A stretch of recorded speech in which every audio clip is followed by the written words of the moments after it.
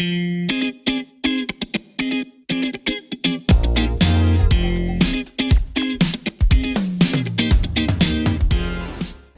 for watching this show. You're watching Notepad and I'm your host Ibrahim Sani. Today our conversation shall revolve around HeiTech Padu Berhad. Next year they are celebrating their 25th anniversary, and what started as a PNB IT division has grown to become a public listed company, and it has grown from strength to strength. Of course, joining me is HeiTech Executive Vice President Salmi Nadia, or Mohd Hilmey. She's in charge of a few divisions inside HeiTech Padu, but the one that we shall be focusing on is, of course, the recent tie-up that they had in Indonesia. HeiTech has strengthened its presence in Indonesia with the establishment of the relationship with PT Desa Tech Nusantara to provide a Sharia compliance cooperative BMT system that they will be discussing at length here. Nadia, again, thanks very much for joining us for this particular show. Let's talk a little bit, before we jump into Indonesia, let's talk a little bit about what HeiTech does and what your core competencies are. Right, thank you, Ibrahim. HeiTech Padu has been in the industry for the past 25 years, as you said before. We started as a PNB IT, and since then we have grown from 200 staff to 1,000 today. And today we are focusing on public sector, providing system integration, system application, and also managed services. And on top of that, we also have various companies, of which we diversified into automotive, manufacturing, and also digital business. And of course, your client revolves not just from small organizations, but also governmental contracts as well. We started with public sector government agencies, but now we have moved into GLCs, commercial, and not forgetting the international market. Okay, so let's talk about some of the international market. Indonesia will jump very much later. Okay. What are the international markets that you guys are operating in? Right. I think the diversification of HeiTech Padu Berhad has been, I think, for the past 10 years since the inception. And today we have been in Abu Dhabi, Australia, Indonesia. We also have another company in Indonesia before, and United Kingdom, and Myanmar, and so the kind of solutions that you roll out for these different markets, are these the same solutions? No. Because our strength is actually IT. So we move into these markets as an IT provider, but in each of the countries we have a good partnership, and there we focus on various sectors and providing different things, but at the backbone is still the IT system. So for instance, you're in the Middle East. What kind of solutions are you rolling out there? We provide the automotive system, of which we have partnered with a site to provide the automotive solutions that I think at the last 5 years, if I'm not mistaken. Okay, and to give a flavor of the differentiation that you guys do in international markets, the kind of solutions that you're rolling out in the UK as well as Australia, how are they different? In the UK and Australia is not that different, because also we move into automotive, focusing on claim and workshop management system. There we have our subsidiary companies, and both companies are still going strong.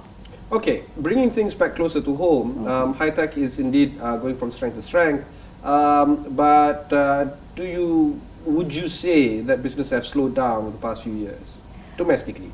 Domestically, it depends on the needs actually, because in Malaysia,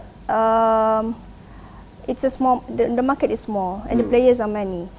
And if you talk about IT, there's a lot of IT players out there providing some of it are similar things, but the differentiation is based on the services, and it's based on the value-added solutions that you can provide to the customers.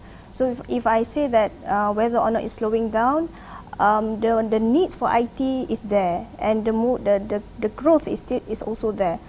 It's just what you want to offer, and it has moved from what the customer wants to what customer actually needs to serve their customer better. What do you mean by that? Let's deep dive. What's the difference in what customer wants and what they need? They Right. don't know what they need, or what? Right. If we go back to 20 years ago, as an IT company, we provide. We are the order takers. We give what the customer wants, and we just provide the list of things that they have actually listed for us, and we, as an IT company, we develop the system. But today, it's different because the end user or the end customer, like us, are the one who be using the system. So they are the one who dictates or to choose which solutions or which customer that can provide better services to them. So we as an IT company, as the enabler to our customers, will have to advise our customer what are actually the market needs currently. So we have to make a full. We have to be aware of the current trend, and not giving what are the things that the customer don't actually require. So I see what you're trying to say is there's a lot of value add that you bring to the relationship with your customer. There's a lot of customer engagement in terms of improving what they can use. Yeah. So basically, you're saying you're moving towards consultancy as well. Yeah. Okay, and with that, there would be some challenges as well, because there's a lot of client hunting instead of just rolling out products. Exactly. Yeah. So what would be some of the focus areas that you normally tell your customers in this day and age? Right. Some of the customers that we have that has been with us, some of it are more than 10 years, I would say, because we continue giving the services that we started as application development and supported by all the services that they require. But because we have been with the customers for so long, then we actually become their customer as well. So in the consultancy that we provide to them, we actually advise based on the current needs that we as a customer for their services. What are the challenges that we feel that our customer should address in servicing them? Because today it's an open market. We don't have to go to a specific customer to get the services that we want. We can actually go beyond that. So to give the edge, what is the edge is what is we have to advise and we have to offer to our customers, and therefore we are moving from just providing the system to providing the consultancy and also the value-added services that we provide around the core system as well. Two general themes that has taken place right now is cybersecurity as well as cloud. Yeah. Do you think that these two are your stronger points for HeiTech Padu, or it's something that you guys need to work on? We are among the main players in Malaysia, and we do consider ourselves as one of the strong contender. But of course, if we remain silent and just be complacent, of course we won't be there. That's why you're here. You're not silent. Yeah. You need to talk Exactly. about your business. Yeah. So yeah, I think in terms of the cloud and cybersecurity, especially cybersecurity, today when we talk about threat, when you talk about malware, it's everywhere.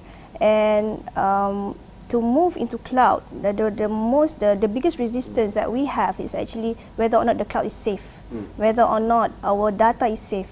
And therefore we, as a provider for both services, we keep on improving and giving the best services and solutions that we have to our customers, so that they are confident to use our own AWANI HeiTech Cloud in their daily business. Yeah. It's important to note that some of your clients are government agencies that handle sensitive data. Exactly.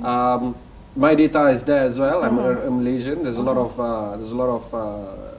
national security needed to protect the security that you guys have for your clients.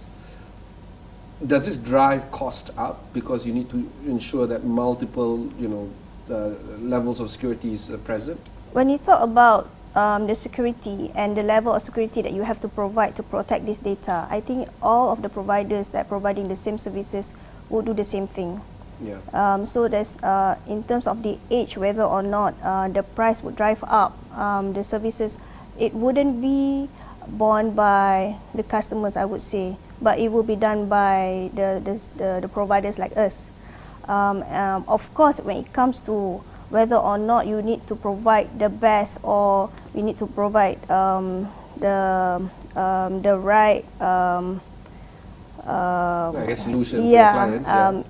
It requires investments, but the investments will somehow give a return with the total solutions that you actually provide, because you don't just give security, for example. You will provide something more than that. So whether or not it's not parcel project based, whether or not it's driving up the cost is not an issue for an IT company like us. Okay, we'll take a short break. When we come back, we'll continue our discussion with HeiTech Padu Berhad. Don't go anywhere.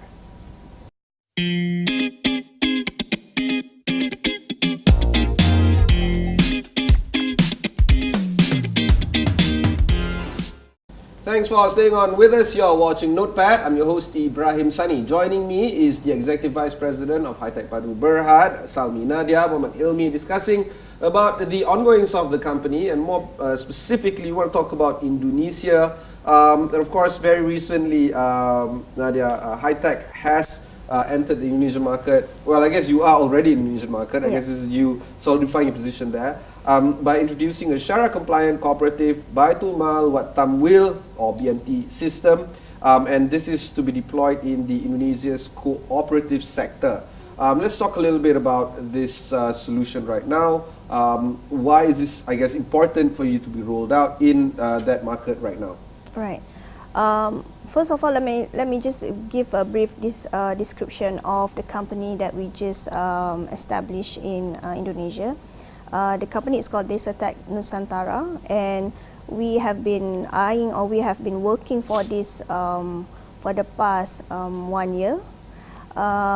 Before we actually decide to go into Indonesia for the second time and to establish a new company, we have done a thorough market research on what do we require to get into Indonesia and to make it work. Because before this, our presence in Indonesia is purely investments.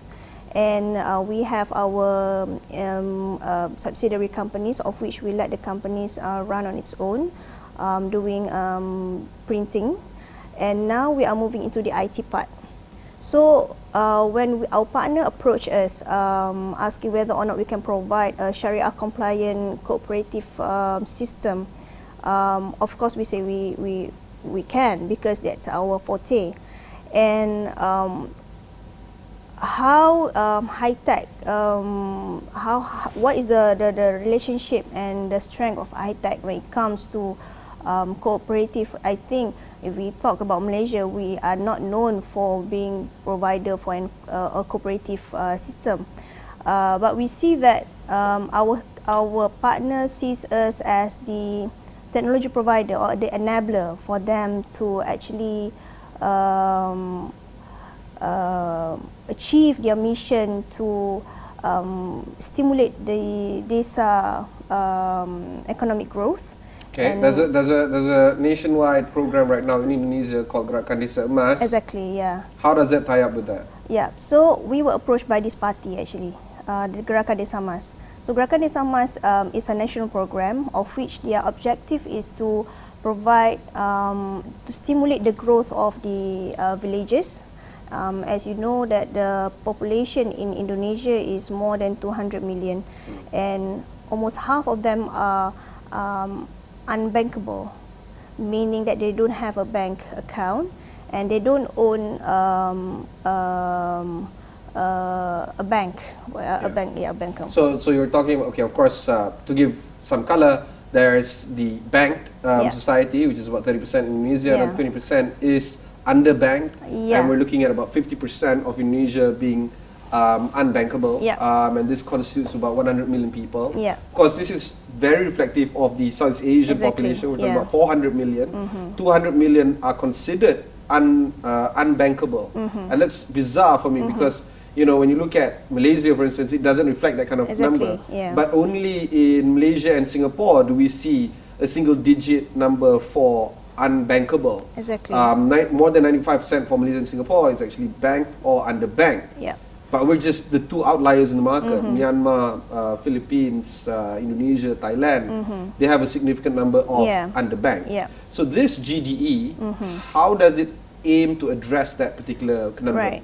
So in all these areas that the banks are, the main reason why the population, the half of the population is unbankable is because it's difficult or it's too far for the bank to reach accessibility them. Is a big accessibility. Problem. Yes. So they work in cooperatives. They establish a co-op for all the village. There's about 75,000 village across Indonesia, and we have around more than 100,000 cooperative in Indonesia as well, and therefore these unbankable population, they go towards the cooperative instead of the normal bank. Okay. But we're still in the analog phase, meaning that they don't have a phone, they can't they do online. Actually, because if you might be surprised how fast growing Indonesia when it comes to telephones, when it comes to the new things. So why do they need a co-op if they have access to the internet? Because they are more into this technology, but the only limitation that they have is it's a bit far for them to go to the town center to get to the bank and to save their to keep their money and do withdrawal. So they prefer to keep it at home. But with this cooperative, they actually have a small setup for each of the village, and that's where they do the transaction. They transact, they save and they withdraw the money per se. It's all being done on manual basis, of which it's safe for them, but they need a system to integrate with all the cooperative all across Indonesia. So PT Desa Nusantara is aimed at the IT service provider that will tie in all this cooperative in rolling out Gerakan Desa Emas. Yeah, because the object that we have two-pronged objective when it comes to this initiative. Number one is which initiative? The growth of Desa Nusantara? Yeah. Or GDE? The growth of Desa Nusantara. Okay. What are the objectives? Number one is to encourage those who are not enrolled into any cooperative and doesn't have banks to start going to the cooperative first, so that their money is secured somewhere. Okay, so moving them from unbankable to underbanked. Exactly. Okay. Once we have moved them, then we will start to integrate some other solutions around the core system, of which they can start applying loan, doing transaction, doing financial access. Exactly. But to convert them from being unbankable and not being part of any of the system to the system is one of the main. Number two is for those who already have or sign up with the cooperative. Now they can do online transaction, because like I said before, although they don't have or they are not enrolled to sign up to any of the banks or co-op, but they are quite advanced in terms of they are quite receptive when it comes to new technology, new things, and I think compared to Malaysia, they are much more receptive when it comes to new things, like for example e-wallet.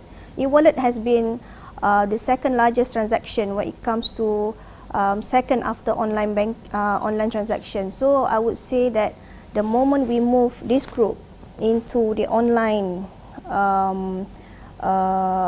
market, then that's where the company, the growth, and it will stimulate the economy, and that's where everybody in Indonesia will start generating and start doing the transaction and keep the economy going. What was interesting in my recent briefing by Mohd & Co. very recently, they have just published a particular report that talks about trust in countries in Southeast Asia between what they call traditional financial services as well as digital financial services. Right. In Malaysia and Singapore, it's about the same, the trust or distrust, if you may, it's about the same between original and digital.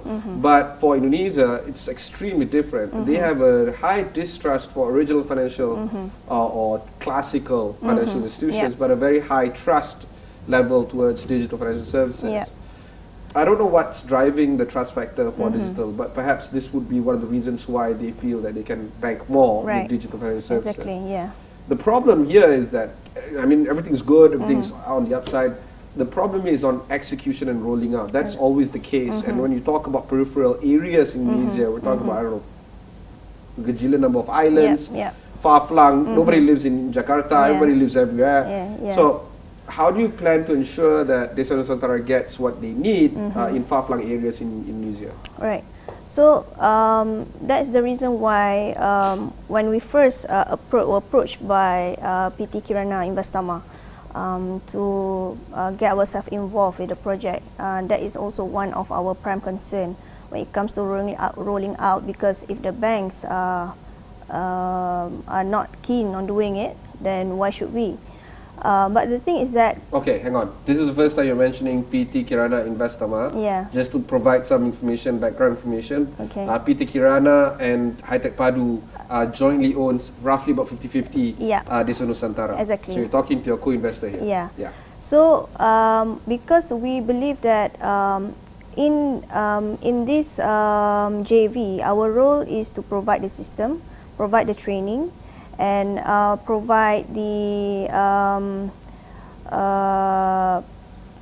implementation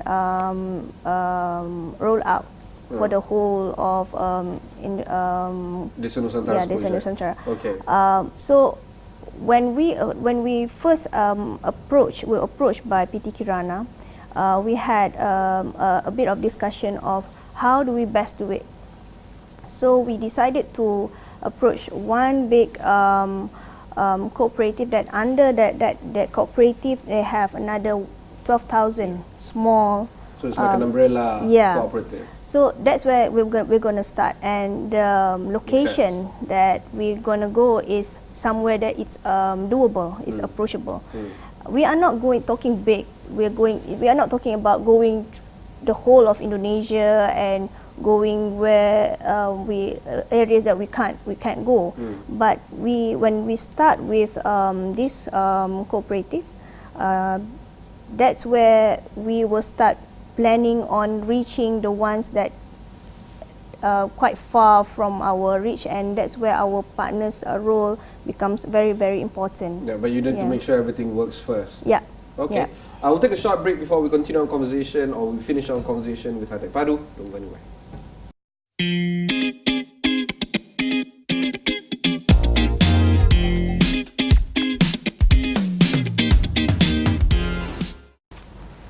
You're watching Notepad. I am with HeiTech Padu. Joining me is their EVP, Salmi, Nadia, Mohd, Hilmey. So Nadia, we continue our conversation with this rollout in Indonesia. It's a big deal, not just for you guys, but for Indonesia per se, because they're trying to move a significant portion of their population, which is about 50% or 100 million human beings, quite honestly, onto another segment, which is from being unbankable to underbank at the very least, before you can be bankable. So you're looking at 100 million potential addressable market. Am I correct? That is the potential, but for now, for our implementation, we don't aim that big, because as you said just now, we have to make it work, and we'll start from there. Okay. So what would be some of the challenges moving forward, other than the execution on the ground? The challenge, which is a big challenge. If you the challenges moving forward is actually implementation, because we had our first appearance in ISAF last 2 weeks in Jakarta. Okay. What is ISAF? ISAF is International Sharia. So it's a Sharia conference. Yeah, exactly. Okay. All right. And during at that point of time, we first made our first appearance there, and the take-up rate on the system that we provide was very convincing. Okay. And some of them are not within our project plan implementation, so we can see that the order is there. It's just that we have to make it work. So for me, I would say... So isn't that a good problem to have, a big order book? It's a good problem. It's just that to meet the expectation, because everybody wants it as soon as possible. So to roll out as fast and to make it work at the same time is not easy. Yeah, of course. Okay, and finally, we're heading towards the final weeks of 2020. What would be some of the key highlights that you want to share for 2020 moving forward for HeiTech Padu Berhad? Right. So HeiTech has moved from a system integrator and a system developer towards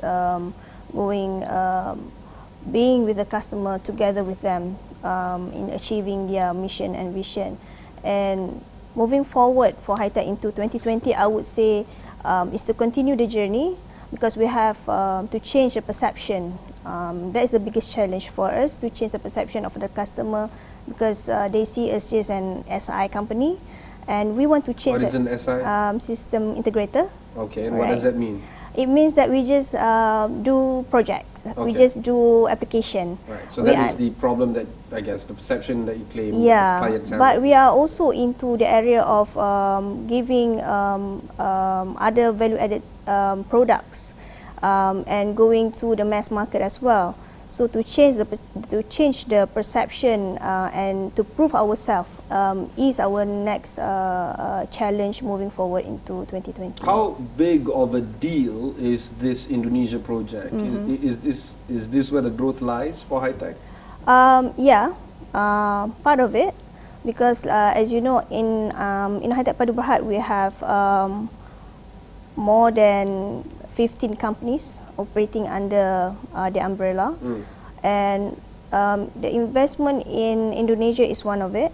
But of course, we are also banking into other initiatives that we look forward to in 2020 and moving forward. Yeah. All right, fantastic. I wish you all the best. Thank you so much. That was my conversation with HeiTech Padu EVP, Salmi, Nadia, and Hilmey. If you've missed any part of this interview, just head on to astro.com. You can watch the interviews there. Just look for Notepad. Of course, you can also watch this interview on your mobile devices. Just download the Astro app. It's a freshly redesigned and reinvigorated app. Just get it from the Google Play and the Apple App Store. Until then, thanks very much for watching, and goodbye.